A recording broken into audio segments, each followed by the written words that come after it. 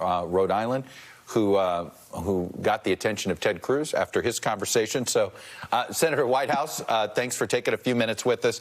Look, you've been very focused on essentially trying to surface for a mainstream audience the campaign that took place on the right to create a conservative court, to create a conservative movement, that this was more than just one thing.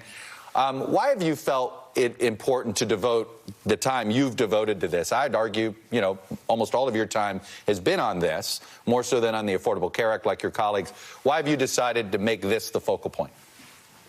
Well, mostly because the dark money operation that is at work in the courts so badly does not want it to come out.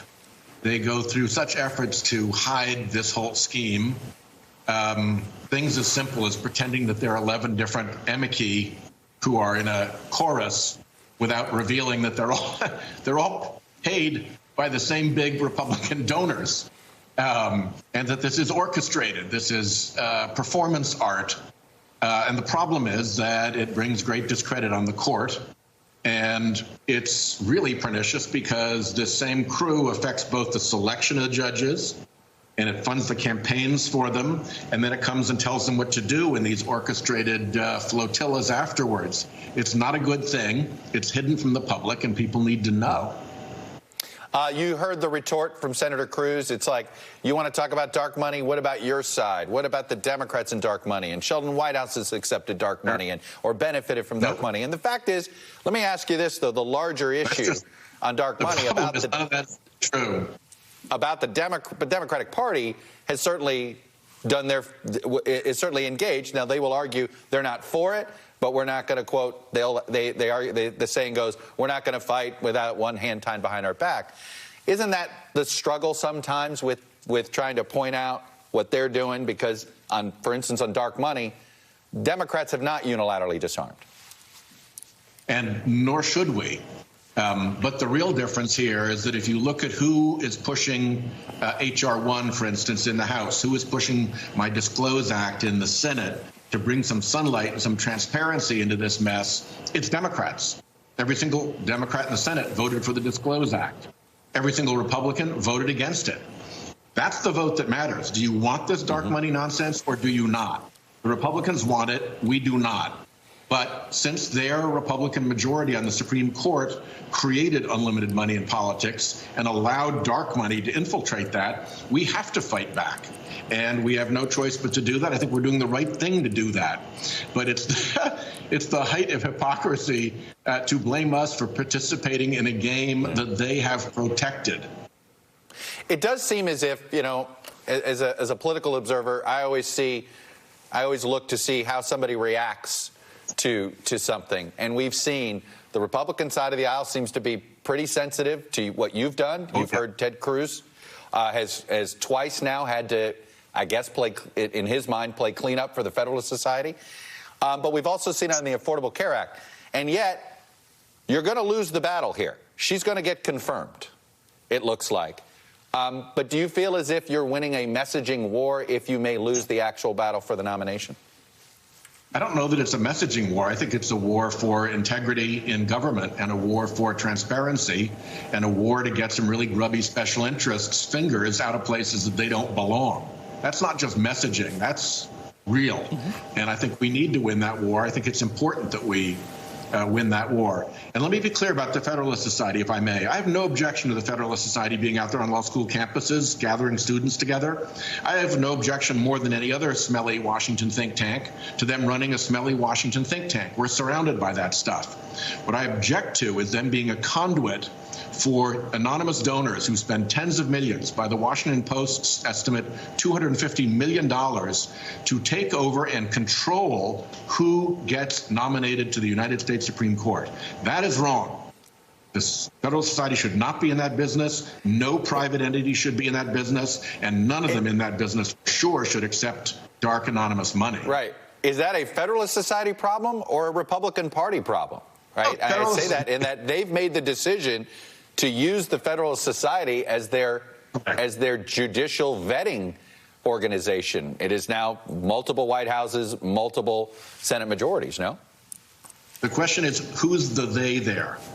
My contention would actually be that both the Republican Party and the Federalist Society are being used by these very big, very wealthy interests and industries to try to control the judiciary. And I think it's happening to a certain extent, in plain view. But the Federalist Society isn't the problem. The Federalist Society is the conduit for a big dark money enterprise that is trying to run the courts for us in ways that will decide cases their way. What would you, wave your magic wand, clean up the judicial confirmation process? Look, I'm doing a special on our streaming channel, Peacock, this week about sort of the judicial wars. I guess we could say it started with Bork. How would we clean up this mess? How could you depoliticize this process? Well, I think about this a lot. I think the first thing to do is to bring a lot of transparency into it. There's no excuse for not knowing who wrote a $17 million check to support Justice Kavanaugh getting on the Supreme Court. People know. The public doesn't know. I don't know, but people know. Somebody wrote that $17 million check. Everybody should know. And that should be across the board. It should be for the amicus curiae who appear in the court. It should be the people who are involved in judicial selection. We should have a complete transparency into who's behind this stuff. Then we can actually look into how deep this problem goes. And once we know how deep this problem goes, and once we've explained it to the American people, then we can look at what further remedies might be appropriate. But I think this has two stages, like many things. The first stage is the transparency stage, and the second is the repair stage, once you see what rot the transparency has revealed. If Judge Amy Coney Barrett never came through the Federalist Society, but was this conservative, would you have an issue with her on her qualifications? You may have issues ideologically, but on her qualifications. Yeah, I have concerns with her ideologically, primarily, and with the fact that so many Republicans who are involved in her appointment have been signaling what it is that she's going to do. And this rush to November 10th obviously signals that she's their idea of a torpedo at the Affordable Care Act, even if she doesn't think so. So there are a lot of reasons, apart from her qualifications, to be really, really concerned about where this court is going and who is pulling its strings. Do you think at some point Joe Biden should release a list of people, and so that you talked about transparency? Is that something that we should see more of? This is what Donald Trump did. Now, I'll be honest with you. No. I thought that was I think when you publicly put out who might be Supreme Court, I think that could bias a process.